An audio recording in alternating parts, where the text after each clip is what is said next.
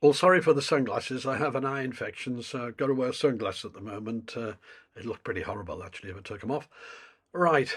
This video is based upon a podcast that was done last Sunday in the Isle of Man, and it's a podcast that followed up my previous Sunday's podcast with the presenter there on Max Radio. And in this new podcast, I was misquoted and really things that were said that were very silly. And I really did need to dissect this latest podcast so that I could give an answer to what people were claiming I had stated and what people claimed that I'd said, some of which are totally wrong. Also, that last podcast showed a total misunderstanding of the subject by these people in the Isle of Man, and that really reflects badly back onto the population of the Isle of Man in the sense that they're being misled. And I've been doing a lot of work in the Isle of Man as a microcosm of the UK. I mean, it's a population of 85,000, so it's like a small town in the UK, equivalent to our local councils, if you like, in the UK. And I know in the UK we ask local councils to tell us what they mean by climate emergency. None of them can. They're all incompetent. And I'm afraid that's what I found here. So what I'm going to do is take the major parts of this podcast, and I'm going to have to use video on this because I have to show that what they've just stated is completely incorrect. So here we go. This is the Manx Radio podcast from last Sunday. I would ask the residents of the Isle of Man to watch this or listen to this video. I think it'll still work if you listen because I'll be reading out what's on the screen when I occasionally show video. And I hope that way I can put right the misinformation you're being fed by your people of influence, we'll call them. So here goes. This is the podcast that I'll interject as needed.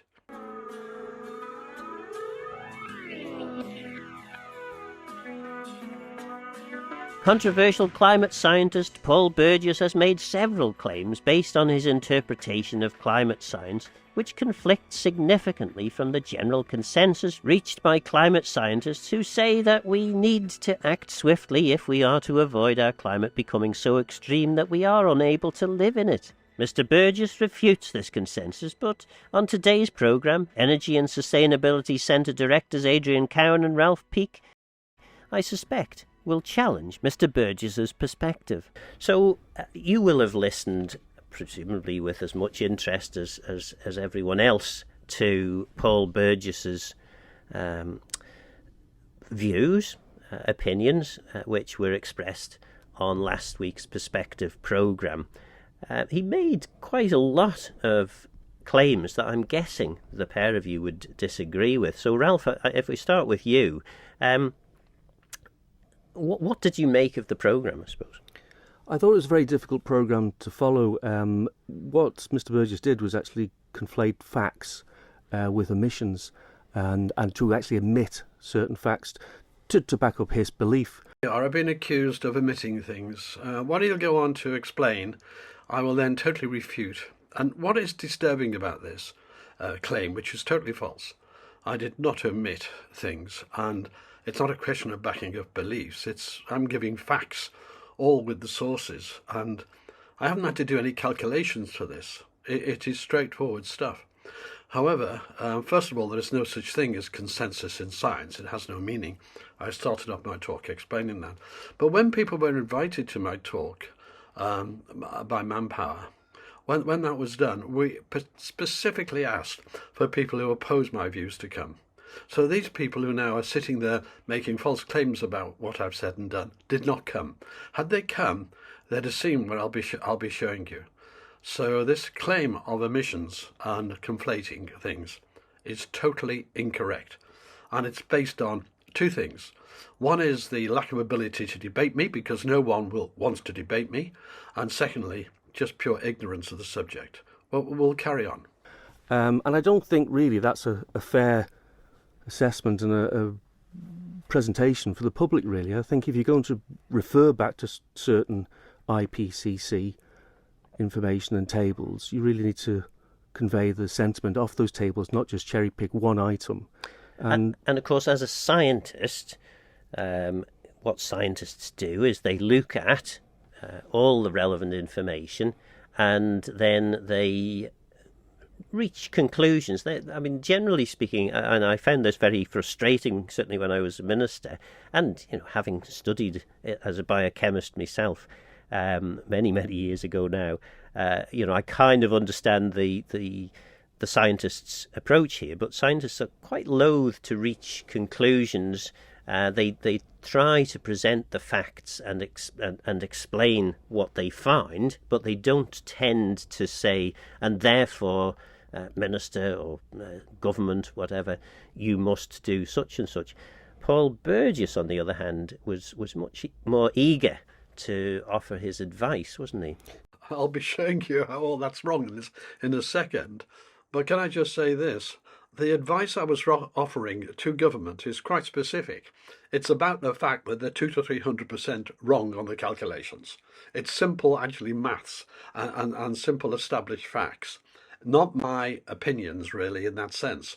You are 200 to 300% wrong on your calculations. Please look at them.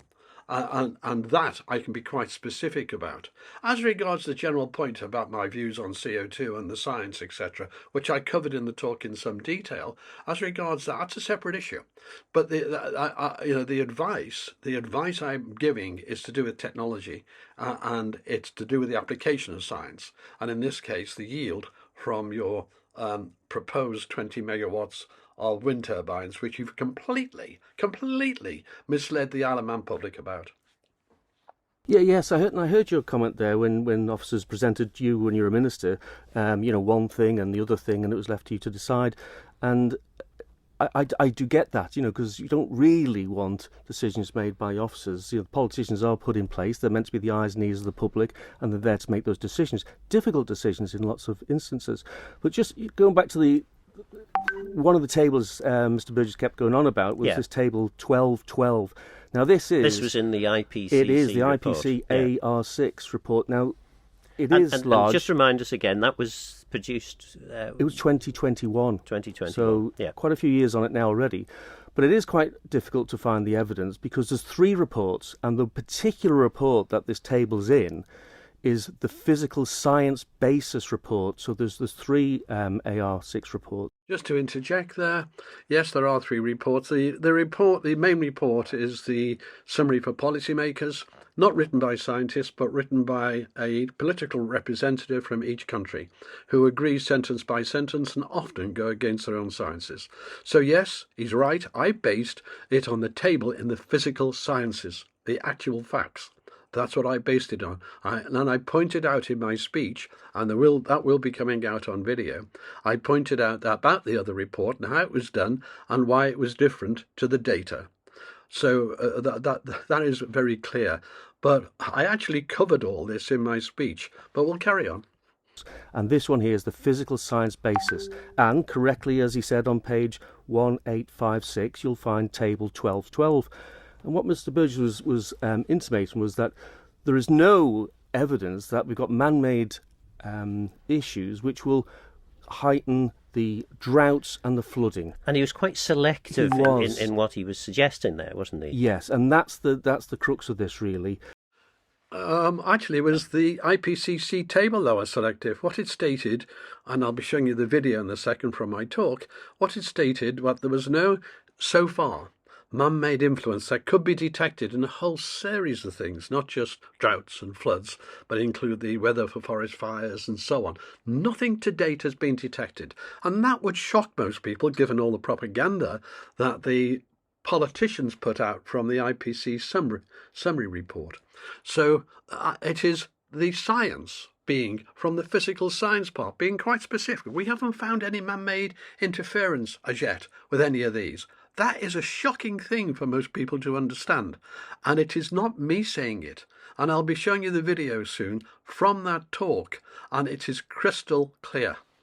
It's quite clear in the table that the IPCC and all the scientists, with high confidence, say there's an increase in mean air temperatures, extreme heat, cold spells. There's a reduction in your cold spells. There's a reduction in the permafrost. which will release methane and CO2.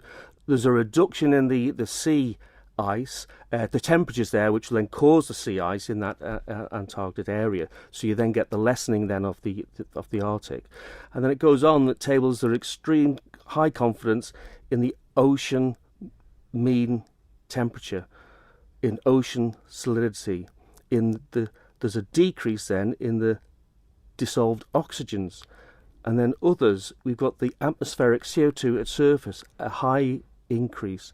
These are all facts which have already happened, and the IPCC are showing those on that table. They also then bring more in, which will then start emerging, and by 2050... Because of that, in my talk, I introduced all those things. In other words, in my talk, I introduced all the things that the IPCC claim they have found man-made interference with. And the whole talk went on to discuss aspects of all of those, from the Arctic ice, the warming and so on. So here is the video from my talk. And as you can see, I introduced both sides of that table. I did not just leave it to one side. I did not cherry pick. And I very strongly resent the thrust of this conversation, which is suggesting I did something I did not do. And especially the cheek of it when these people didn't turn up to the talk, when these people don't want to debate me. And if they want to debate me, by the way, I'm happy to do a Zoom debate at any time with them, right? But these people hide in the shadows and come out like this and totally falsely accuse me of things that I'm innocent of. And I will not tolerate this, hence this video podcast. Here is the video from my talk. So no trace from mankind historically with frost, mean precipitation, that's rainfall, river floods, heavy rainfall, that's heavy precipitation, pluvial floods, that's urban floods in cities, etc., landslides, aridity, that's very dry air, hydrological droughts, agricultural and ecological drought, fire weather, that's conditions for forest fires, wind speed, severe windstorms, tropical cyclones, that's hurricanes, etc., sand and dust storms, snow, glacier and ice sheets, heavy snowfall and ice storm, hail, snow avalanche, coastal sea flood, coastal erosion, marine heat waves, and ocean acidity, air pollution, and last of all, weather radiation at the surface. So, with all of those, there is no evidence whatsoever to date of mankind having influenced on all those characteristics with the climate. But what do they claim we have interfered with? Now let's take a look at that. So they claim there are differences in the heat and cold section, I'll go into detail soon, snow and ice section, and open ocean section.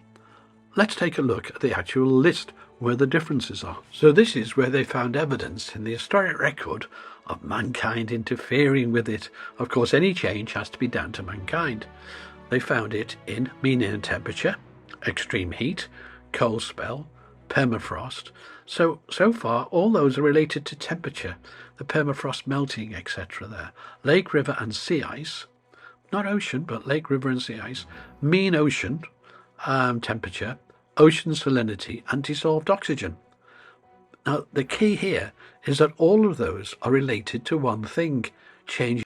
So what you see in that video is me giving both sides. I then go on to dissect in that talk every single aspect of what they're talking about. I really do try to give a balanced view both ways. What I do not do is cherry pick. I'm just presenting the facts. And think about it. Did you know before this that the IPCC state there is no evidence to date of man-made signature in any of these things?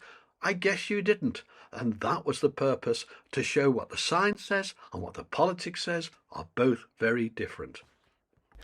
We're going to see under the rain table, we're going to see the mean precipitation increase in areas of the world which are around the Arctic, Siberia and those mid-latitudes. Now what he's going on to point out here is in that table, not now, but by 2050, what they expect to happen.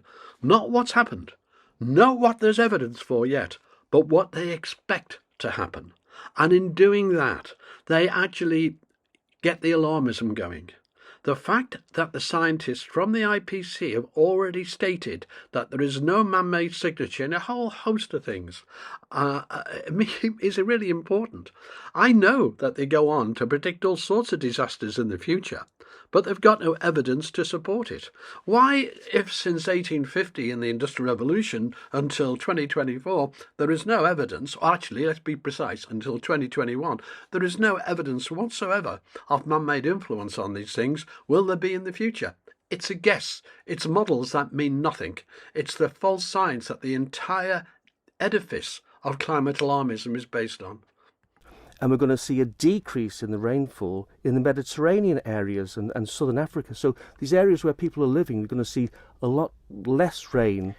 And of course, again, in the interest of fairness, I suppose, what he was saying, Paul Burgess, was that there is no measurable, or there's no ability at this stage for scientists to say that these things are happening. Basically, flooding, heavy precipitation, landslides, severe winds, storms, these sorts of things, which it's fair to say we've seen a lot of on the news of late. Yep. But basically the IPCC is not claiming that these things are a direct result of climate change. Yeah, I do find this presenter to be a fair man. I found him to be a fair man in my original podcast, and I'm finding him to be a fair man in this interview.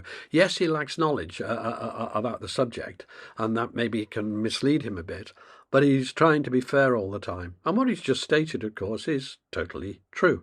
There's no evidence. So now you're going to hear the counter-argument.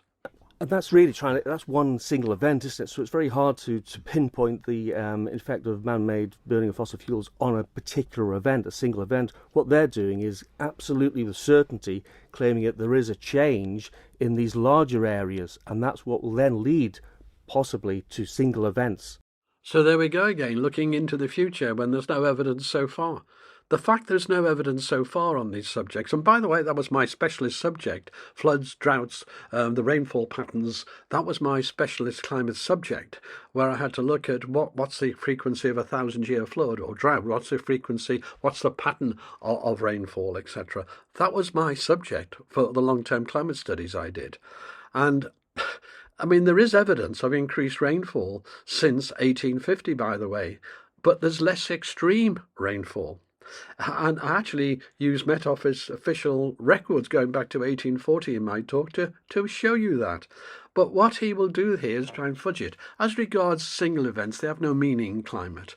I mean, some events, like, let's take the polar ice cap, the Arctic ice cap, to understand that the cycles in that, you need 100 and odd years to look at it, because the highest peak in the last 100 years or so was 1979, but they're only showing you since then, so they're taking it from a high peak. All these things were covered in my talk, so you can ignore individual events because they're not climate. And what he's doing here is a fudgy smog screen over it. It is very clear. There's no evidence. No matter how you talk around this, there's no evidence. And no matter how you go on about it should be in the future, sorry, there's no evidence that it should be in the future, because in the last 150 years you haven't found it yet. But certainly by 2050, they're saying that the sea level is going to rise. Adi, you're a weatherman. Climate and weather are different things, aren't they? Well, yes, they are. Certainly weather is generally the here and now and the near future, and well modelled and well predicted and used daily, and also used for best attempts at severe events as well. And the best example of that as a developing science that's made the news recently is the correct predictions of the early arrival of the ferocious impact of a Category 5 Hurricane Beryl in the Caribbean. That is correct. But the funny thing here is the founding father of hurricane forecasting, who even classified them, etc., was on my side of the argument, actually. And because he spoke out on my side of the argument, if you like, he was defunded by Al Gore at the time. So it's quite funny, this. But the reason, by the way, we can forecast hurricanes is very simple. we can look down on them from the satellites and look at them forming, and that is a nice, easy way, and that's why we're able to do better. And plus work on modelling then, which sometimes gets it right and sometimes doesn't, but the forecasting has become much better fundamentally because of being able to look down from a satellite and look at them. But in actual fact, I just had to put the anecdote in there about the founding father of hurricane science and him being, if you like, a climate realist. And that's just one example of how well weather models can cope with the physics of the atmosphere. So then, just explain it. I mean, I suppose this report that was being quoted from was 2021. Yes. If that report was being produced now, is it more likely that they will say that in the already emerged in historical period that these things have happened? Yes, that's the direction of flow as more research data is analysed and papers come forward ready for the IPCC as a body to mull over and come up with their executive summary. That their next summary will come to a consensus agreement by most scientists. There's no such thing as consensus in science, and not even the IPCC work on that in the science side, but they work on that in the political side when the politicians, one from each country, vote what they're going to tell everybody. That's how that works. As regards taking the 3 years, the straight answer to that is no. 3 years is too short a time period. That's the difference between 21 and 24 to draw any conclusions at all as regards climate. It's a tiny, tiny fraction of time. Some of the cycles can be 100,000 years, some of the cycles 20,000, some of the cycles 190 years, some of the cycles 11 years, and so on. So you can't. I mean, and it depends on the subject, really. But really, most things, you have to look back over at least the last 150, 200, 300 years to get some sort of idea of the patterns in climate. 3 years, the answer is no. But you get a lot of fluffy words there on what could happen in the future, because we want it to happen. You see, what you're seeing here is they want it to be an alarmist agenda. They want it to be that way, but they're not giving you any facts or evidence to support that. And recommendations, and that some of these climate impact drivers will be firmed up. So, for instance, the temperature aspects and the heat extremes, which are already high confidence, will go to the next category, most likely with further evidence of virtually certain. And so the ones in the areas where there was low confidence, because as scientists, they're not saying there's no link, they just said for the moment, until we have more evidence. They didn't say for the moment until we have more evidence. That's a biasness showing itself. What they said was there's no sign of it. That's actually what they said. And what they're trying to distort here is put their agenda on it. And they try to twist the words about it, but it's going to be. So they don't say for the moment, they say up to this point there is no evidence. And that is really important. But we think there might be in the future evidence, some of them say, right? But that's always the case. Every single climate prediction to date, when its time has come, has been proven wrong. Off events, such as droughts and rainfall individual events in certain regions, we can only have low confidence. But as 1 year, 2 years, 5 years, 10 years rumbles on, you gather that data and that evidence, and your confidence levels will change. So those areas that are currently shown in the report as low confidence will presumably, I would suggest, become higher confidence. Forget we're talking about no sign at all in the table I've exposed. But where there are points about low confidence, where there are points on the other side, which I've dealt with in my talk, all of it, but where there are points about low confidence, he expects it to become high confidence. This is the biasness. A scientist doesn't look at it that way. You look how the world works. You try to understand how the world works. You come up with a theory, if you like, a hypothesis, and then you check it against reality. And if it doesn't work against reality, then it doesn't work. It's no good. And every single climate model that they use for temperatures, etc., every single one of them fails when you run it backwards. So in other words, if we then say, oh, this is how it works, we've got it how it works, let's now run it backwards in time, they all completely fail. The reason is they are not valid. And in science, observation, experiment, looking and checking in the real world is the total key to science. Because you've got more examples of linking these things together as a result of what we call climatic impact drivers. And going back to my point about scientists not being willing to make decisions for ministers, they will provide the evidence. I mean, you've had this as in your former role as a senior Met man at the Met Office. Snow days, for example, the minister desperately wanting to know the night before whether she can tell, or he or she can tell the schools that they won't need to open the following day, and you being in the position of a scientist, basically saying, on the one hand, this could happen, and yet on the other hand, it might not. Well, that's right, and that's the nature of understanding the model and how things work. And in this case, it's the weather in a particular location. So you're part of a multi-agency advisory team. As a weatherman, you give your briefing and your level of confidence. And I can go along to some meetings, and I have done, where I've said there's an 80% probability this will happen. It recognises the fact that there's a smaller chance that it might not be as bad as feared, and you work like that, and you inform, in this case, politicians or decision makers at a multi-agency event, and that might be about road closures, the schools opening, and that's what you end up doing in my sort of world.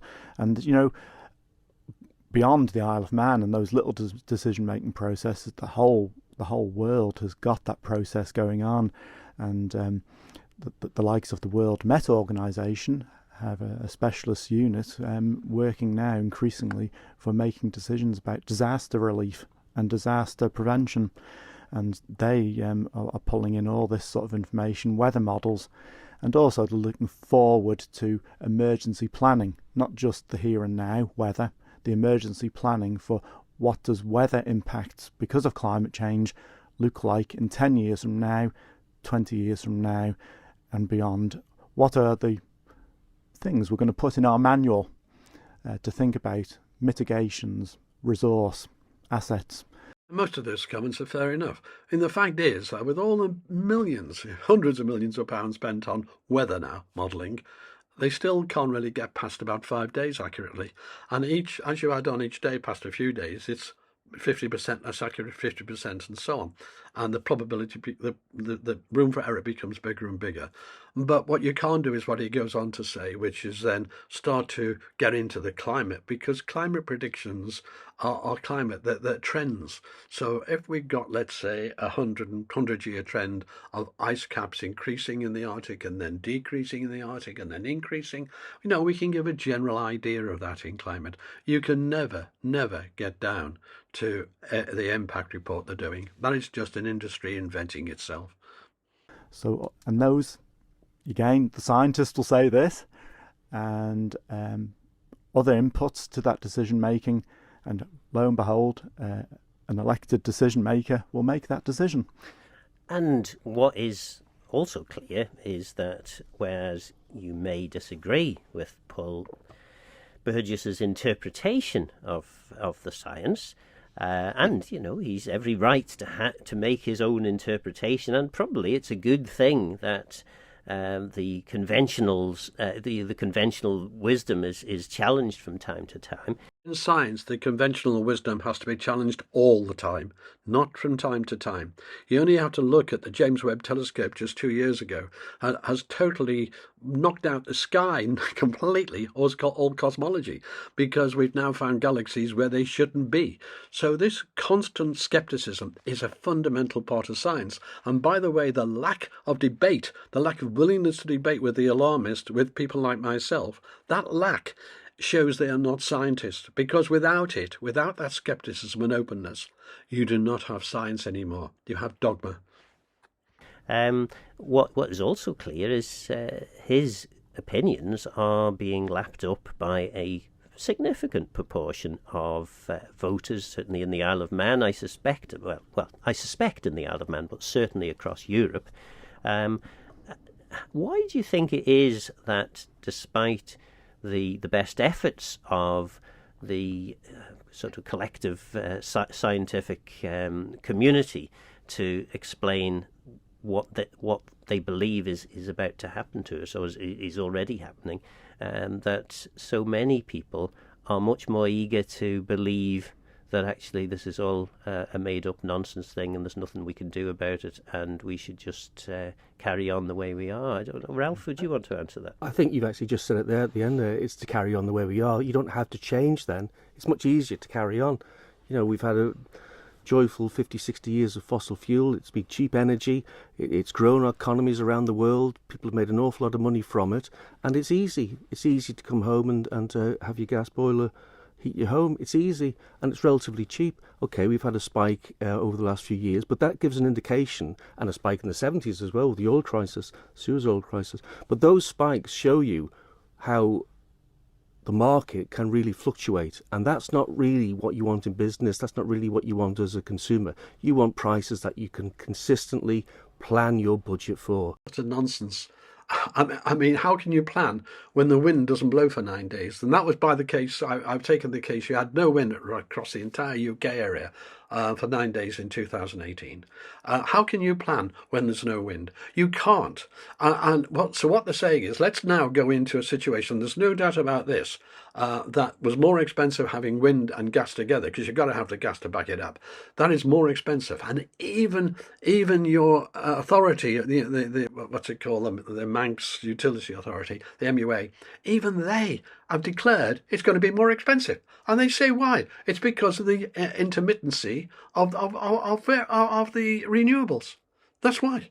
So what he's saying is, let's actually dedicate ourselves to higher prices now.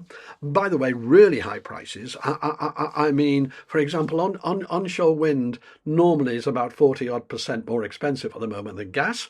But gas is only expensive because of onshore wind, because you're turning it off and on all the time to back up the wind. That makes it, in Britain, that makes it in the UK about 25% of that expense of gas is down to that. So this is ridiculous argument. It's the exact opposite. The truth is, you have a less secure grid by a mile with renewables than you have with a proper base load and the gas doing the variation. That's a fact. And we believe that's what renewable energy does do. It gives you the certainty of what the cost will be. Drilling down to whether wind doesn't blows too hard, those are the details, but the overall strategy and policy needs to be with the cleaner energy that's abundant here on the Isle of Man.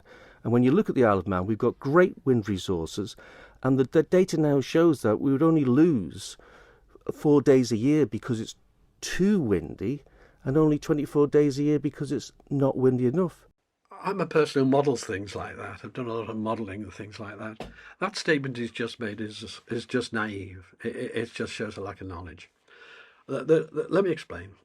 It's okay to say 4 days, he said, when it's too windy, so we get nothing, and 24 days when we get nothing because it's not enough. What matters is how windy it is in between.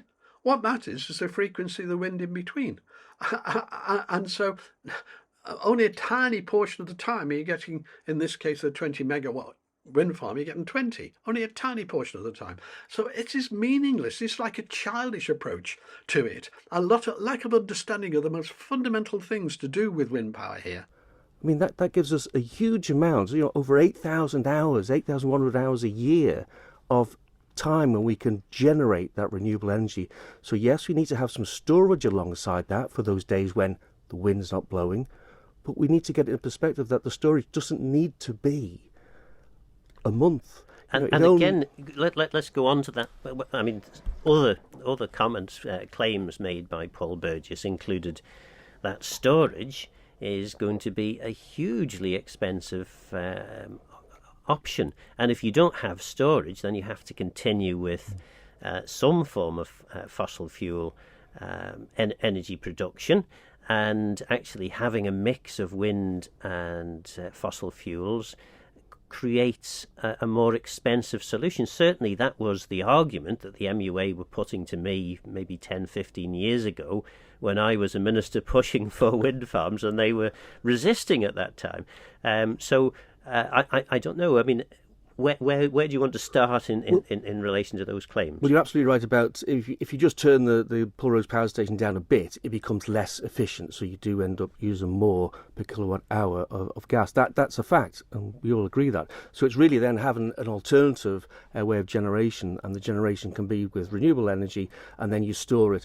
I mean, fossil fuels is just a store of energy. It's just that we're burning it and releasing all that energy. So how do we? I mean, I think the figure mentioned was something like £3.4 trillion to introduce a storage system that would work for the Isle of Man based on current technology.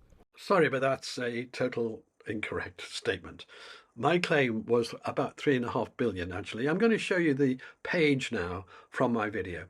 When I started, I did a clip from my talk. So I did a clip with the debate, with a debate with your Green Party leader. Well, it wasn't a debate, it was an hour of insults that she cast at me, but never mind. So with that debate, and she prior to that, she'd mentioned battery storage. So I costed battery storage for the Isle of Man. And it came, well, I'm going to show you the page now and talk you through it.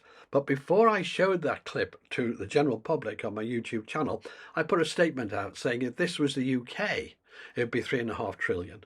Right, but not for the Isle of Man. So again, just totally looking at the first page. So let me see, how clear was I about that 3.5 trillion? And here it is.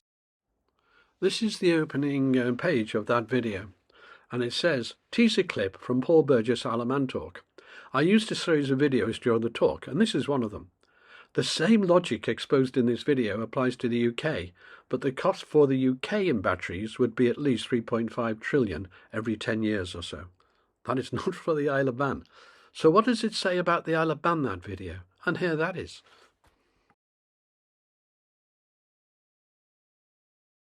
Your energy supply. Well, Pittswood costs 75 million for 196 megawatt hours. Right? The Isle of Man needs about 1,100 megawatt hours a day, about that on average. That's 45.8 megawatt hours per hour, with a peak of, say, 80 megawatts. So 196 megawatt hours divided by your 80 peak, you'd last for 2.45 hours. But an average rate, you'd last for 4.27 hours. So somewhere between 2 and 4.5, 5 hours is what you're going to get for 75 million. The problem is that you can have 9 days like you had in 2018 when there was hardly any wind at all. In that case, you'd need 9,900 megawatt hours, which works out to 50 times 75 million, so 3.787 billion. That's 3,787 million. You'd probably need to replace that battery every 10 or 15 years. Well, we have actually modelled this in the first white paper we produced, and we produced a series of information cards where we actually did cost out what it would cost to actually have energy storage in batteries, in pumped hydro, in hydrogen, in small nuclear reactors. We've done a lot of that research. Dr. Dave Quirk is at the centre of all this at the Danish Technical University, and he's been able to get at those figures and actually produce them in a way where we can easily understand them. So we know the cost of them. We've actually had people from Norway here on the Isle of Man to look at the geology to make sure that we can actually drill down and actually create underground reservoirs. I'm afraid this is where the talk sort of leaves Earth for a little bit. Drill down and create underground reservoirs for what? I think he goes on to think water. Well, let me explain something. Pump storage is about pumping a huge amount of water up a mountain, storing it up a mountain, and when you need it just to balance the grid a little bit, letting go. It's not a long-term storage thing, by the way. It is not to balance the grid in the case of wind, etc. It is to balance the grid when a big football match is on and everyone has a break and makes a cup of tea. That is what it's there for. And by the way, I was the water resource engineer for the largest pump storage scheme in Europe at the time, at Dinorwic in Llanberis. And there they pump the water up. You can't put it down. You have to have the potential energy of the water sitting high up on the mountain to release to get the energy back. And by the way, they actually get out 9.1 gigawatt hours, but they have to put in 12. So it's simply a tiny bit of balancing. It's not more than that. Doesn't run long term at all. That is all possible, and it has all been costed. And the costs? approximately? Are they near the 3.4 trillion that was being We quoted? put together an energy system which included hydro storage, pumped hydro storage, and we estimated that that would only result in the customers paying 19 pence per kilowatt hour. This is totally misleading for you, the Manx public. You do not have any facilities to do hydro pump storage where you've got to pump a whole lake up a mountain and then release it. You just do not have those facilities. You don't have any locations where you can do that to do any serious storage at all. So these costings he's coming up with are pie in the sky. This is children not understanding the subject and trying to lead you and having influence over you. It is that bad. And I challenge anyone on this, please let's have a debate on it. Ask these two people to debate me on a Zoom call and give me the facts. And by the way, as soon as you get rubbish like this given out to you by people who haven't a clue what they're talking about, I'm really quite incensed by the way that statement is misleading you, the public. Now, that really is not quite taking us back to where we were a few years ago at 16 pence, but it certainly is a long way off the 30 pence or 28.5 pence as of today that we're paying. So these figures really are attainable. Even though I've got in my video Manx Utilities on record saying it's more expensive than now, that the mix of wind and gas is more expensive, right? As regards storage, the costs are astronomical, but we'll be doing more on that in a moment or two. And doesn't have to be borne by the government, by the taxpayer. I mean, you're avoiding giving a specific answer there to how much the storage would cost. Is that because you don't know off the top of your head, or? Well, off the top of my head, I haven't got that fact here now, Yeah. but it was round about £1 million per megawatt hour. Right. That's the cost of a battery, and the hydro storage came in just under that. So the hydro storage is cheaper, and that includes the digging, the drilling, the implementation of all the pumps. There's something so wrong there. You don't dig to make reservoirs underground for hydro storage because you've lost the energy.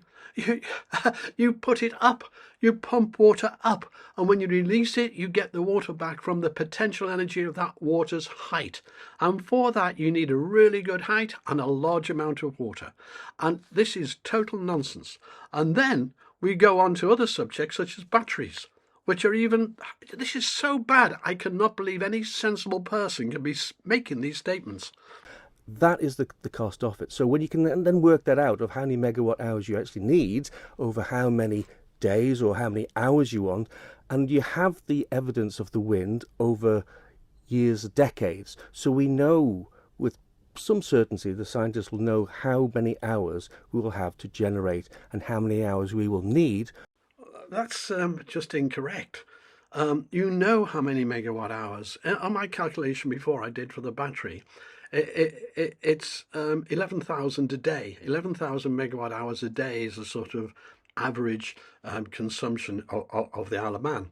So if you've got no wind and you're relying on wind and you want to back it up, then in that case, you've got to back up the 11,000. So if he's going on about 1 megawatt hour of battery, you need 11,000 of them just for one day. And you can have up to 9 days, really, without much wind.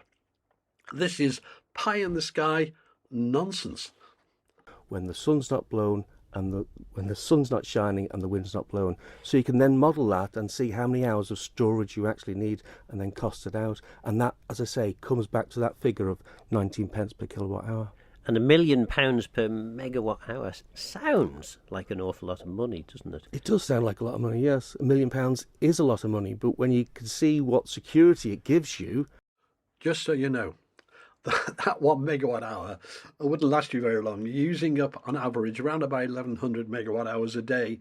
So it'd last you for 1/1100th of a day, which is roughly about 1.5 minutes, roughly. It's nothing, absolutely nothing. You'd need 1,100 of those batteries to last you one day. And you can go longer than one day without wind. Rather than the millions of pounds we're spending each year on fossil fuels, which is going straight off the island, straight out of our economy, whether that's in fuel for the home, whether that's transport, or whether that's for the power station to create energy. You can see now why the MUA, under the Electricity Act, have a right to look at the most economical way of producing energy. They now see that wind will generate it at that lowest price. But they don't. They admit it's more expensive. And by the way, these calculations ignore the fact you're borrowing tens of millions and having to pay interest on them. That's not even included in the calculations you've revealed so far. So the people of the Isle of Man are being totally fooled here. It's another dead elephant that's going to cost much more than the estimate anyway, as always, but it's going to cost you a fortune, and you're going to be tied to high energy prices for decades to come. That's why I'm so concerned about this. So the £1 million per megawatt hour, there must be more to this, because you're not going to spend £1 million every time you need to use a megawatt hour. This is effectively over the course of maybe, I don't know, you tell me, decades. Yes.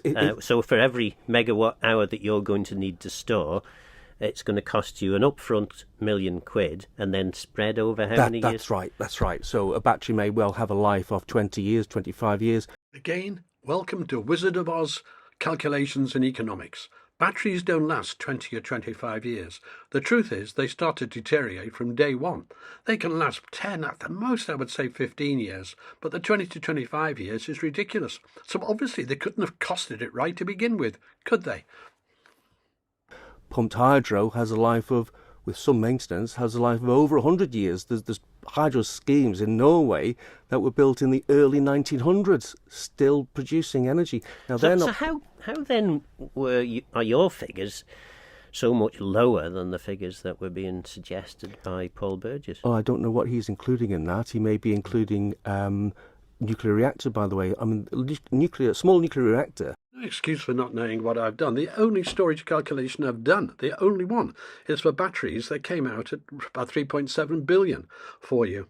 So how you can not know that, I don't know. I mentioned in my talk things like stable salt reactors for the future. That's for a future thing. I didn't advocate them in now or anything like that. I just said they need to be looked at for the future. So as regards my costing, you have no excuse. You just want to muddy the waters so you can totally try to misrepresent what I've been saying. The calculation is there. It's on the page I've already done. It's from the video I've already done. It's billions of pounds that you can't afford. It's as simple as that. Batteries are not the solution. As regards pump storage, you don't pump it downhill, you pump it uphill. I don't understand any of your logic on pump storage. There can't be the resource. From what I've seen, you haven't got the resources to do it in the Isle of Man. A lot of people like to do. I mean, I don't know how many politicians would stand up and support that, but if you just look at the cost of that, that's at least 3 times the cost. So I've never met anybody who wants to pay 3 times the energy cost now. I know we've had to pay twice as much recently, but there's been a lot of resistance to that going on. So why would you want to put a resource in that's going to cost you 3 times the amount? Now, I don't know how he arrived at those figures. What an incredible misrepresentation. I didn't arrive at any other figure other than the battery one I've shown you, right? I just mentioned in the talk about stable salt reactors because they burn the waste from the old nuclear reactors, and the fuel could even have a negative price because they have to get rid of it. But you know, I have not given any costings for nuclear, nothing like that. I've given a simple 1-page costing based on the recent installation of a battery farm in the UK, so we know the up-to-date costs and how many megawatt hours they got, and so on. So I used that right up to date, calculated out what you needed for the 9 days without wind power, if you're relying on wind, and that was it. That's all I did. So this is a straw man argument that's being put forward. Nothing to do with me whatsoever. But, you know, it makes them happy. Let them carry on. Maybe it'd be interesting to find out. Maybe not. But we're confident of the figures that we've got, and we will be producing for the public later on this year. Before the end of the year, we're going to have a new model which will have an energy system in the model based around an app, so people will be able to go on their phone and actually put together their own energy system for the island, and then it'll actually work out what it would actually cost. We really want... The one thing that Mr. Burgess has done is ignited a debate and created more interest, and I welcome that. I welcome people, even if they are just believing what they're said by him, get involved, do your research, find out those informations. I mean, MUA have put a lot of information on their website. I think they're taking the attitude now that everything they're getting in, they're wanting the public to see, and it shows you there all the wind speeds are on there. the latest wind speeds, and a good explanation of the difference between capacity factors and load factors. A lot of those get misunderstood. They're all on the website for people to read and to hopefully improve their understanding. So let me explain something. On the technology side, which is the load factors on your wind farms, where you're claiming 130 gig from a 20 megawatt hour wind farm, you're claiming which is 5 full megawatt hour, 150 meter high wind turbines.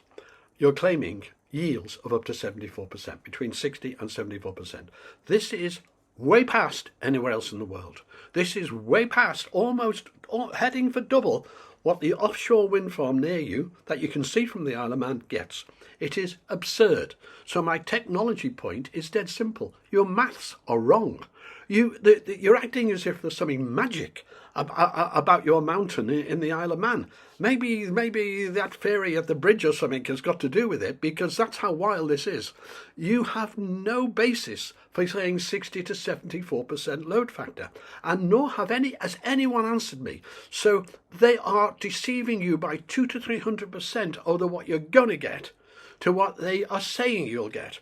Where the 150 gigawatt hours came in, that's an 85% load factor on 20 megawatt farm. That's because later on they revealed, oh, that was for a bigger wind farm. Oh, well, I see. But they didn't tell you that. They gave a brochure out saying up to 150. And didn't tell you that's not against the 20 they just declared. So they mixed the figures to deceive you. It's as simple as that. You're listening to Perspective with Adrian Cowan and Ralph Peake. So Adi, then, you must be, well, I don't know, you tell me, are you concerned that the debate seems to be getting polarised between those who basically are on Mr. Burgess's side of things, saying, well, actually, no, the climate may be changing, it's possibly something to do with the solar cycle, and there's nothing we can do about that other than perhaps adapt to the likely changes. And then on the other hand, we have the climate action side, where people are convinced that climate action is necessary. I think possibly Ralph alluded to this earlier, but is this is the part of the problem that maybe both sides aren't really prepared to even countenance that the other might have some reasonable points? It's not like that in science. You debate the subject. You debate the evidence. Your load factors are totally absurd. They're the laughing stock of the world. I actually consulted a professor on this whose full-time consultancy is based on it. And he, with a 200-metre high tower, which will give you about another 5% load factor, gave a figure of 33% for it. And that's not knowing there's a forest there which can actually reduce it. So if you take the 33%, which can give you the 200 metre and give you 5%, he's down to 28%, as opposed to what I'm saying, which is 27%. Not my calculation, the 27. That is based on what the British government say. That is based on what everyone else gets in Ireland around you, on England around you, Scotland around you, everywhere. So that's what it's based on. Now, I'm more than willing to discuss this. I wanted people to come and debate me in public, but they didn't. I'm happy to debate these people now on a Zoom call and let everyone see the truth, let everyone see the balance. So that's how science works. But they run away from me, and they run away from me because they don't know their subject. Oh, I suspect you're right in that respect, Phil. The open and transparent conversations to understand the other side of the story are perhaps not happening as widely as they should. And so that communication and learning, sharing of information, a different viewpoint, a different opinion, they're all valid, as are different research papers. And in the world of science, you give a university professor and his team the resource to carry out some research, they will come up with some new information and their conclusion to present to their peers for review. And that may change the state of play, of understanding amongst themselves and their colleagues, but also on the other side of the playing field, that other team may say, "Oh, we never knew that before. Now we know that. We can see the points you're trying to make and what you've been trying to say for the last 10 years. So I think those elements of development and research are very good. Understanding on both sides very good. My concern in particular though about this is the delaying tactics. In my opinion, and my opinion I hope is as valid as any other scientists, we're now getting to the stage where actions of some sort have to be done. Sitting around with no action is not an option anymore. Sitting around with no action is not an option anymore. Why? Because you're going to change the climate? No. CO2, let me explain something. If the Isle of Man sank below the waves tomorrow, if the UK sank below Ireland, if the whole of Europe sank below the waves tomorrow, if the whole of Canada and North America and South American continent sank below the waves tomorrow, CO2 would continue to rise rapidly. That is the nature of it. So even if all those continents, subcontinents and subcontinents went, no change. You'd slow it down slightly, but the CO2 would continue to rise rapidly. So you make no difference anyway. If you really meant this, if you really meant that you had to control this, then what you would do is you would actually start getting China and India to do something. Because without that, what you do is meaningless. So what is this urgency? Someone, just someone somewhere, explain to me what the Isle of Man can do. I worked it out. You'd make 1/400 millionth of a degree centigrade difference by 2050 if you disappeared. You can't even measure that, by the way, but that's how the models would work it out, and that's how I started my talk. If you disappeared, you'd, and so that's based on their ridiculous models. So this idea that it's urgent, this idea that you can have any effect whatsoever on the climate, is absurd. Debate me. Tell me I'm wrong. Point it out. For the way forward, and indeed most countries on the planet have taken actions towards renewables. They've laid out their policy for their reduction of burning fossil fuels and other methods of improving the environment we're living in the planet. And it's our turn now. Small as we are, we're special on the Isle of Man, but we have got an abundant resource in the form of wind. Mature technology and engineering and science has led us to this position, and it's time for action in that respect. But as a physicist, I'm quite excited about the opportunities and the challenges ahead, and I hope I live long enough to see them, because there are some exciting things to come. But the engineering, science, technologies are not quite in place yet to use them now. But we can buy some time and improve our situation for energy security, energy price point. All those things are achievable in the near future. And if something else comes along by 2040, 2050 and beyond, then that's great. That's more ways forward. And I was interested by Mr. Burgess's comment about I know there has been comments already about small modular nuclear reactors. As a physicist, I find that all very exciting. I like that bit of physics when I was studying nuclear reactions. But the one that's exciting, but it is under development, it's not there yet as a commercial proposition, is the stable salt reactor that he mentioned. And that is exciting for prospects for the future.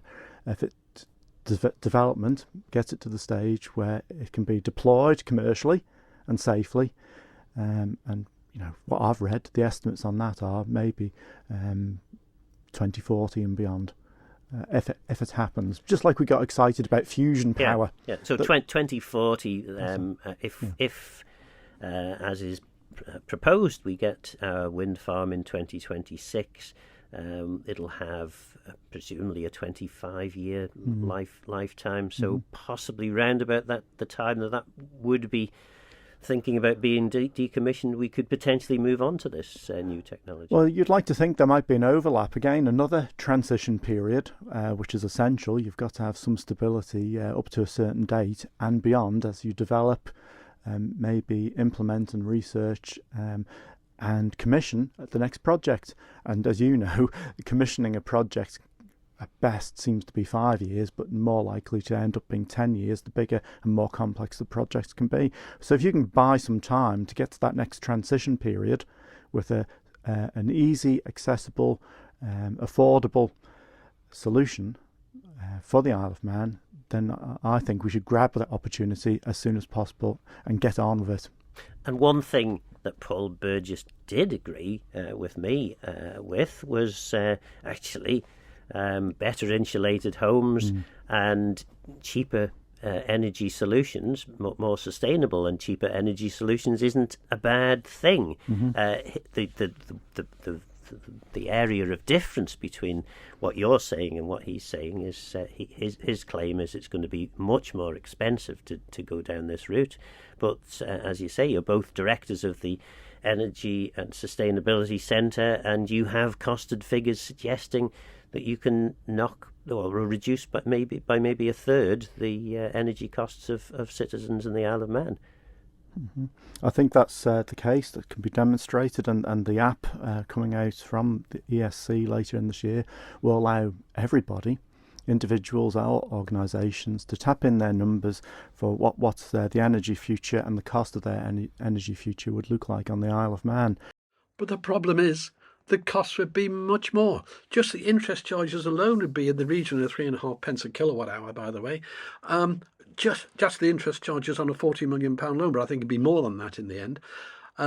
So, if you look at the fact they're exaggerating the figures 200 to 300%, and we'll be coming up to points like, they say they've measured the wind. They measure the wind between September and March over one winter. Now, wind can vary by 25% or so from year to year. They take one single high winter to base it on, and even that didn't give anything like the load factors they're claiming. There's something really wrong here in the Isle of Man. Some people have become in charge of these things and giving advice who don't know what they're talking about. With available technologies, and some developing technologies can be included in that at the currently known prices, and you can take on board that. You can punch in your number for a nuclear reactor coming in at 1.8 billion on current prices, perhaps giving us power for 20 years. You can punch that in and see what that looks like, and you'll see how much more expensive that sort of route could take you in. And the one that's talked about quite a bit on the Isle of Man is tidal and wave power.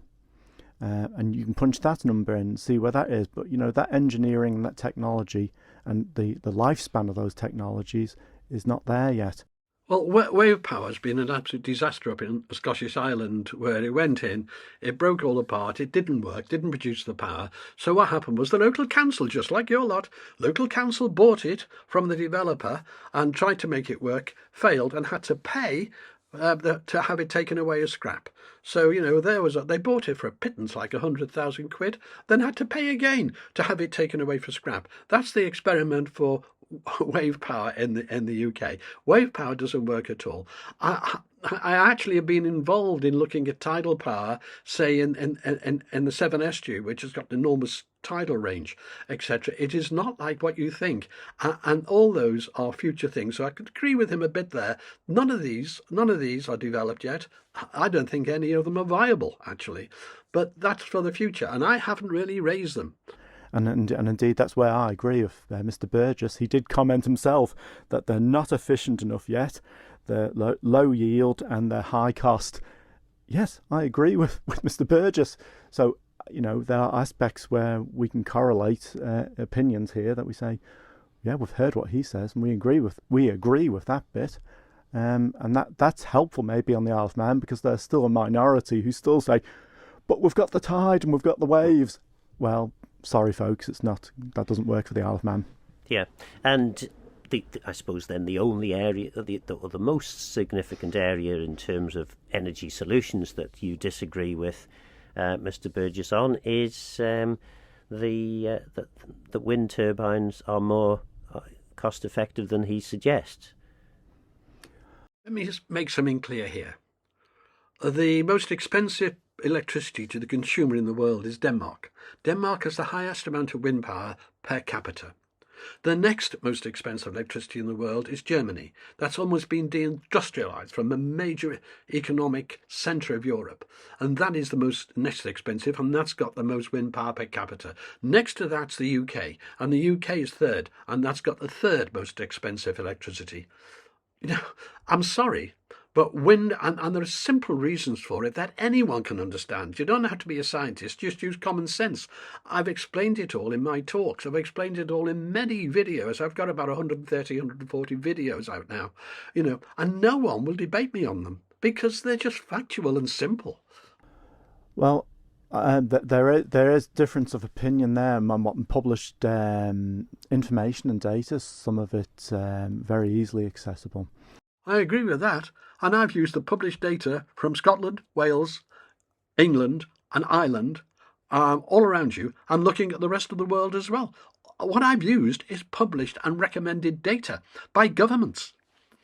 And but as a developing technology, wind turbine technology and where they're located, we're getting new information annually from around the British Isles and beyond. And yes, wind turbine technology has become more efficient. Only by a very small degree. I've actually, in the videos I've done for the Isle of Man, shown you the load factors and how they've changed over time, since 2010 and so on. Very little difference at all. What really matters with a wind turbine is its height. So if you go from 150 metre to 200 metre, yeah, you'll get maybe 5 points more, maybe 5 percentage points more on the load factor. That's the biggest factor. The actual turbine technology has improved, but it's tiny. The amount the extra 1% matters when you're making money out of it as a wind farm. But that's what we're talking about there. The load factors haven't changed. And the load factors I've used from all the governments around you are based on current recommendations. Current. We're getting more output per megawatt of design than we were 5 years ago, never mind 10 years ago. Much more efficient, and those efficiency factors are rising, which is excellent to see. As just explained, simply not true, and in my videos on the Isle of Man I've given you all the evidence to show that's not true. For the onshore developments around the British Isles that we know, one of the best examples quoted is in Shetland, and you're getting a capacity factor from their facilities of the order of 43 to 48%. This is me. Isle of Man claiming 60 to 74%. The Shetlands is way up past the top of Scotland, way up, in a totally different weather system with much higher winds than you're getting in the Isle of Man. And now he's telling us you get 40-odd%, which is true. But also you get 30-odd%, so it depends on the year.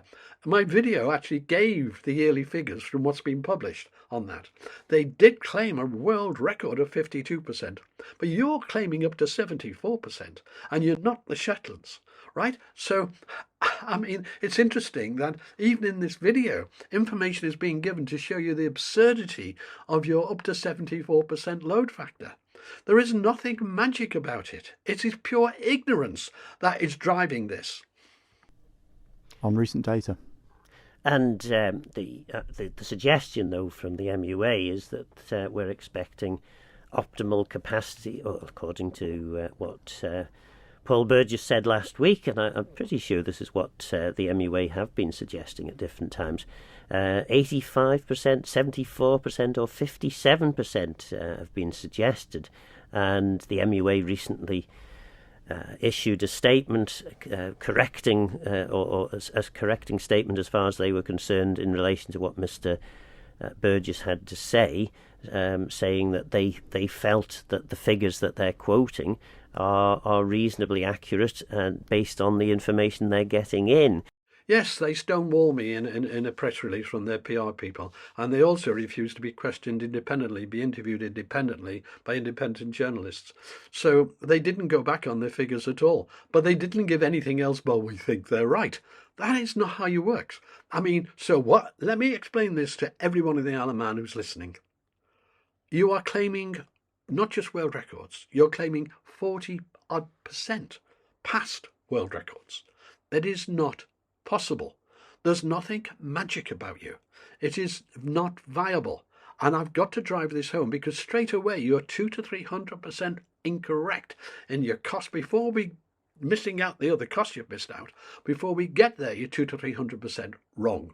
And that is my main message. So there's two parts to me, if you like, to my arguments in the Isle of Man. One part's the technology, which is the load factors, and the other part's the science. There's a science, a bigger argument. I accept that. It's a bigger argument. I mean, I love it. I like to argue it. I like to explain it as I did in my talk. And that will be video. That'll be available on video. But the actual technology part is the load factors, and it's straightforward. So what you're doing is you're going against what they get in Ireland. The west coast of Ireland is very windy. You're going against what they get in the Shetlands, because you're going way past that. You're going, even the world record in the Shetlands, you're 40% more. You're going against what they get in Wales or in England. You're going against what they get offshore and by you with a wind farm you can see from the Isle of Man, and you're almost doubling that. I mean, that's how absurd this situation is. And yet your leaders, your MUA and your government will not face up to the fact. They are basically stonewalling the issue. That is the issue you need to go on. And you ought to look at who is voting for this madness in your parliament. That I think there are 4 voted against it, 4 out of 24. And I think you should decide who you put your crosses against next time. And this should become a political issue, because they are going to completely wreck your economy, because you're going to be driven into long-term expensive power based on rubbish maths, based on rubbish understanding of the technology.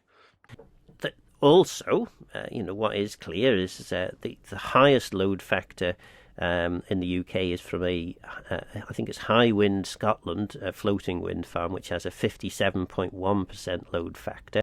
Yes, that floating wind farm was put up in a few months of winter and was wrecked and has been towed off to Norway. So getting for a few months a 51% on the most expensive power you can get. To give you some idea, in the UK, we pay £246 a megawatt hour now. And to give you an idea, gas is £65 a megawatt hour, and even that's inflated by the wind, of course. It would only be in the 40s if it didn't have to back up wind. So for something that's costing 4, 5, 6 times what it should be, they tried it and it got wrecked, and they towed it off to Norway. A load factor cannot be measured over a few months in the winter. I know you've done that by measuring just from September to March. It can't be done like that. So you're not using, he's not using, I don't think he understands that.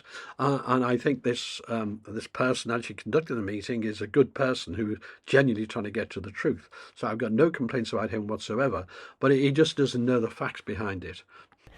And then the average onshore wind load factor, 26.34%. The best, most productive onshore wind farm in the UK is Viking Wind Farm on Shetland. Again, he doesn't know this, but Viking Wind Farm's only just opened this year. It hasn't established a load factor yet. And what they're going on is they tried to build it back in 2005, but they were blocked for years. And eventually they got permission to build it, and have just built it. It's only just opened. That load factor's meaningless. What he's quoting is what they hoped to get years ago. With 48%. This is still some distance away from the, unless we were somehow to mimic the floating offshore wind, which, as you will know as a Met man, offshore wind is much more constant and easier to harness, or the energies required. Mm-hmm. So it's unlikely that we'd be able to mirror the very best 57.1%. So are the MUA sort of gilding the lily a little bit here? Well, I think, again, it's a data gathering exercise perhaps that has led to this variation of expectations, and the data is still being gathered. So I applaud them for accepting that more data, site-specific data, needed to be gathered using the SODAR technology, which can sample the wind speeds at different heights above the ground. Because there is that relationship, the higher you go away from ground level, you get more wind. And more wind equals more power in that cube relationship, transfer of wind speed to energy, that is the truth, and Mr. Burgess mentioned that. So there's that angle, and I think that data will actually, and so far, has been higher than early models' expectations for the area, in particular over the hills of the Isle of Man. The mobile unit in the Isle of Man was not positioned in the forest, by the way, it's positioned outside, but it was only operated from September to March, right? That's all it did. And I already explained, that's ridiculous. You can't base anything on that. And it's not there anymore. So you're not collecting more data. That is a fallacy. And common sense would tell you, just common sense would tell you, that at 74% or even 60 to 74%, anything like that is just unachievable. You know, it is totally unachievable. Do you think that people in Scotland for onshore wind, do you think they position their wind farms really badly or something?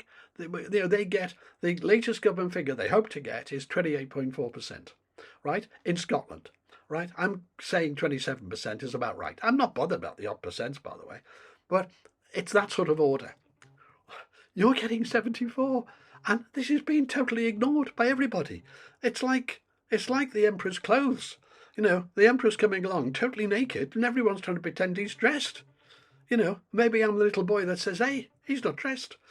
That's all I'm trying to do. And I think that's down to the fact, really, that in some ways our hills, our upland areas, certain upland areas, can mimic a maritime environment. The maritime wind flow, for instance, from the prevailing wind direction of the southwest, at a height above ground level where you escape turbulence and friction, will probably pretty much, in my opinion, mimic the wind flow you'd expect to get in a maritime environment offshore. In my own work, I obviously study fluid dynamics, hydrodynamics and so on. And that statement is ridiculous. Nowhere in the world does onshore beat offshore. Nowhere. And in my videos, I've explained this, giving you examples all around you, right? Offshore near you is only getting about 40%. Yeah, offshore near you is only getting that. If you think that there's something magic about the Isle of Man as regards its wind and its shape of the hill, you're wrong. Don't you think Scotland understands all that? Don't you think every other wind farm in the world understands all that? That statement there is absurd, and it shows a totally biased, non-scientific approach, more based on wishing rather than facts. It is totally absurd to claim that. Okay. So you could be achieving figures based on the data, and it's only 6 months data published so far, of approaching 55% capacity factor from those wind datas. So that is world class, world beating with the new information. It could well be that it's more like the ballpark, but even accepting that there may be some give and take on those data figures because the sample size is not big enough yet, we're knocking on the ballpark of 50%. Here we've entered a world of wishful thinking rather than facts. You're not even near to 50%. You're not even near to 35%, actually. Well, you may get just above 30, possibly, but you're nowhere near 50%. And give me the data. Give me that data, because it ain't true. It can't be true. You know, you're beating what you've just been quoting, 40, 45, 44 for Shetland. And you're nowhere near the wind of Shetland. And that only gets that sort of level. And please look at my follow-up video, the part 2 video, which goes into detail in all this and explains it. This is the wishful thinking of people driving an agenda not based on science, technology or facts. And again, that mimics or replicates recorded values operationally that they're achieving in Shetland at 48%. Yeah, and I think really the improvement is with the new technology wind turbines as well. They're much larger and more efficient motors, and if you add that to the height of the land on that coast, you can see why you get such a high wind speed. And I think the figure quoted on the MUA site is 13 metres per second at 200 metres over the lands, which is a very high wind speed and very consistent at that height. So if you add that to the new technology and the fact that this wind farm is only just under 30 megawatts, so you know the MUA can take all of that energy that's being produced 100% of the time. First of all, your 20 megawatt turbines are 150 metres, not 200 metres. And secondly, you know, to say you can take all that energy 100% of the time, again, well, I just can't believe anyone could make that as a sensible statement. And that's the difference.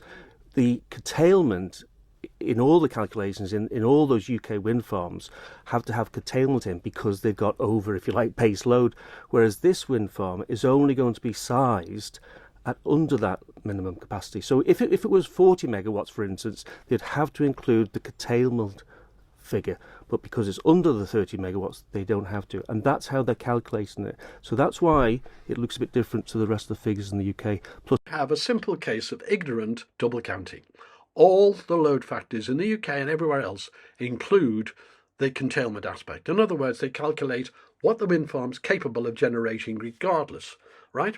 So in the UK, to make it very simple to understand, in the UK, say the wind farm produces too much overnight, we still have to pay for it, but that's included in the load factor. If you took curtailment out the load factors, you'd all be lowering them. In some cases, like in Scotland, curtailment is 51%. So you'd actually more than half the load factor. So it's already taken care of in the calculation. And you not understanding that are double counting. And what this means is that people doing this have no understanding of the subject they're dealing with. And you can't use these people because they've got an agenda. They're not people who are basing this on the truth, on the technology. They're people with an agenda, a sort of climate alarmism agenda, and they do it regardless of the facts. But there we have simple case double counting. He's quite right that you'll have no curtailment because it's below your minimum overnight. That is quite right, but it doesn't change it because it doesn't change the load factor, because the load factor argument is still the same. So to recap, to make it clear, right, the energy figures I've given in my videos, the load factor figures, include what the wind farm is capable of producing all the time regardless of containment. That is what the load factor is. If you don't want the energy, then fine, but it's still the same load factor. Yeah? And you don't have curtailment because it's below your minimum. That part's quite correct. But they've confused this because they're just novices in this. My view on this, well, I'll summarise at the end of this video. As I say, the fact that all those onshore wind turbines in the UK are over a decade old. There's been very, very little onshore wind in the UK since the...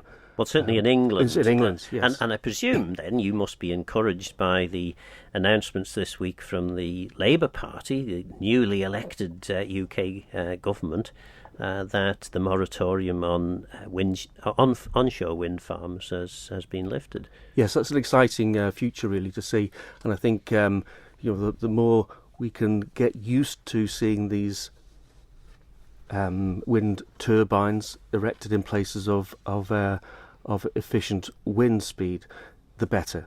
We just want to get used to that. I can see why people don't want to move to an area we've not had before, but really when you look around the world and you see the benefits of that clean green energy coming into the network and being used by households and keeping that energy cost low, the Isle of Man really should be a part of that. And I should say, I always do at this juncture, I do have a conflict in relation specifically to the planned Erystain wind farm, in that I'm a close neighbour of it, but also I have a conflict in as much as I was a minister that pushed really hard to get wind farms built. So that conflict out of the way. Adi, just one thing specifically about this. I mean, you mentioned there that potentially the Erystain wind farm could match offshore wind sort of capacity. One thing that, I mean, this is just a basic question. You've got these big cliffs. You've got the sea, the wind blowing in off the sea. They hit these big cliffs. The wind that must go somewhere. So presumably turbulence must be created in some way. As I say, you're the meteorologist, not me. So is that likely to cause turbulence in the air? I don't know, 500 to 800 metres further in? The answer is yes and no, to quote Mr. Burgess, the way he answers. It all depends on the state of the atmosphere on any particular day. And by that I mean how stable what we call the boundary layer is. The boundary layer, generally speaking, meteorologists talk about the boundary layer between sea level and 2,000 feet above sea level. So with relatively open flat seas, he's saying 2,000 foot of the boundary layer, which is the affected turbulence, goes up to that. You're looking at 150 metres, which is about, what, 500 feet roughly? So you're in turbulence. The truth is that any onshore wind farm, because of the deflections of the topography, because of the deflections of the ground cover, etc., has much lower wind speeds at a given height in that turbulent layer. And therefore they're always less than offshore. And don't forget, the offshore near you is only getting about the 40%, but somehow you can get to 74%. This is just absurdity listening to this. It's so frustrating. That's what's also known as the turbulence layer. And, you know, that how willing that air is wanting to be disturbed is described as the stability of the air. In its most stable form, we get inversions. Those inversions are really stable. They trap a layer low down in the atmosphere, and one thing is that increases friction. Another one is it can also trap pollutions. So that's inversions when it's most stable. When it's unstable, the air wants to mix freely, horizontally and vertically, and those are the two extreme states. Going over any hills, you will induce some turbulence. How much turbulence depends on that stability on any one day. Getting away from ground level, the further you get away from ground level, you have less turbulence for a start. So essentially, the bigger your height of your wind turbines, the better in that respect. You'll get into more what we call laminar flow. That laminar flow is more steady and constant, which is what you want, rather than the peaks and lulls and the gusts as such, and the turbulence. And creating less turbulence after it's the passage off the wind turbine as well. So you'd have less vortices going beyond the turbine area. So there will, I do accept there will be some turbulence, but the taller you are, if you're a wind turbine, the taller you are away from the ground, you reduce that turbulence. And it's true. The further you are away from the ground, you get less turbulence generally. That's absolutely true. It doesn't matter day to day because the load factor is measured by what electricity you get out, what power you get out over a year. It's actually on a 5-year rolling average. So you take the last 5 years of what you get out of it, and any new year added, you drop the last year off, the oldest year off, and you take the 5-year average. That's your sort of commercial base for what electricity you're getting out. So it doesn't matter how you get it. It measures what you actually get out. And that's really important. So he's quite correct there. But in this case, you've got 150 metres to the top of the vane, right? So, and the vanes are about 60, let's say 60 metres. So you have to knock 120 metres off the 150. So you're about 30 metres above the ground. And you've got trees going to 20 metres. You have massive turbulence. And you never normally put wind farms in forests.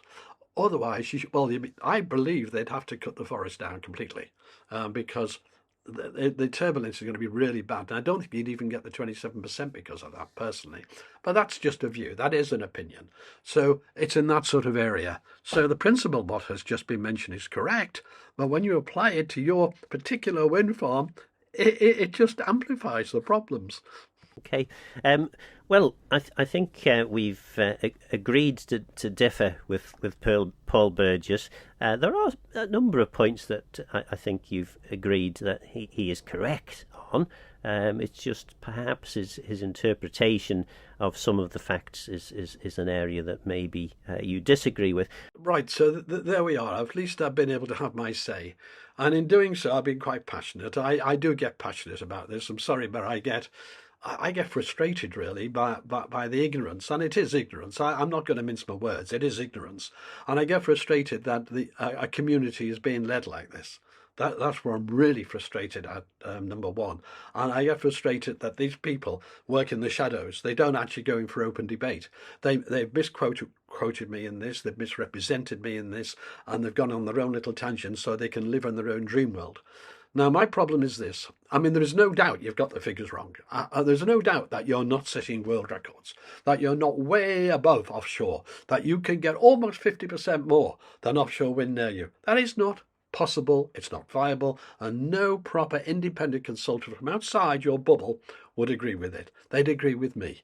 right? So I know that. And that's so frustrating that you're stonewalling it, that you're refusing to debate. So here's my offer. Well, I can say this first. I don't believe any of the people involved in this should be kept.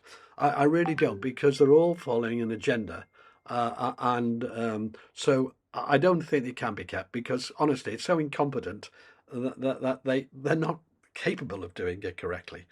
So I'm not trying to be personal about them. It's just that is a fact. I've been in business a lot, and you'd have to sack people, and I'm not. That's not trying to get at them.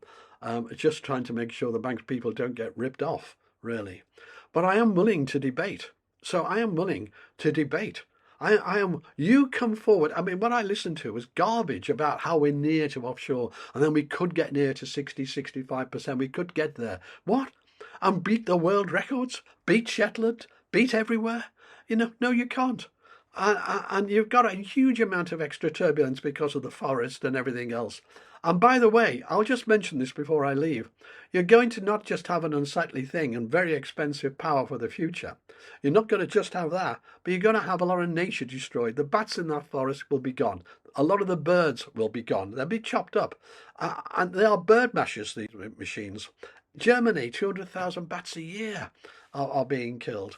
Offshore wind, Amsterdam, 90% of the diving birds gone, because of the wind farms there. The birds don't understand. The speed, by the way, your turbine is about 180 miles an hour at the tip. And the birds do not understand that coming towards them. Insects alone, in Germany, the study was 3,500 tons a year of insects. That's a huge amount of insects. So much so it's affecting the ecology of the area. So there's lots of other issues besides, and the destruction of your nice swamp there, and that's got over 100 species in there, so you've got all the ecology of that, etc. You've got real problems in engineering getting the stuff there, by the way, as well.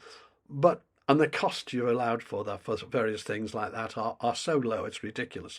You have got a huge problem coming if this goes ahead. And it's going to increase your energy costs, and energy costs are the foundation of any economy. I'm so concerned for the UK on this, because we're stripping our industries, sending them abroad, and with them sending the CO2 abroad. We haven't reduced CO2, we just exported it. I know there are studies saying, well, it's only 60% we've exported and all that. I know that. In principle, we've exported it. The CO2 in the world is growing very, very rapidly. I produced the curve, not from me, but from NOAA, from the IPCC and so on. We all agree on the CO2 graph, and I produced that in my talk. So I hope I haven't gone on too long. I hope I haven't been too passionate in this video, but they're my views, and at least now I've got the satisfaction and the frustration out of me of being able to respond to what I thought was a very distorted interview, carried out by a very honest interviewer, by the way. I have a lot of respect for him. He tried his best. But as regards the other two, I'm sorry, that wasn't science. That was wishful thinking, agenda stuff. Thank you for watching. Bye.